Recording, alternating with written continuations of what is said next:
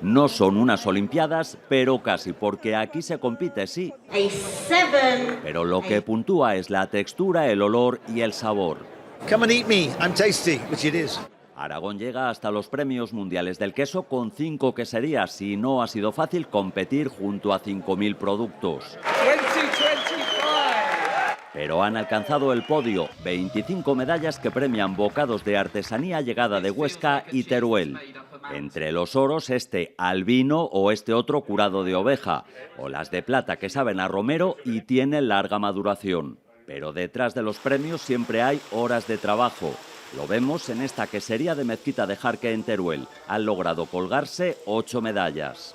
Un apoyo grandísimo porque esto supongo que se va a ver un poco también en ventas. En un día pueden llegar a producir unos 250 kilos de diferentes variedades. El queso de oveja es un queso elaborado con leche cruda. El de flor, estamos hablando de un queso curado, digamos. Tiene un poco relación con los amantes de Teruel, porque al cortar el queso en 4 salen como formatos corazones. Sabores que conquistan.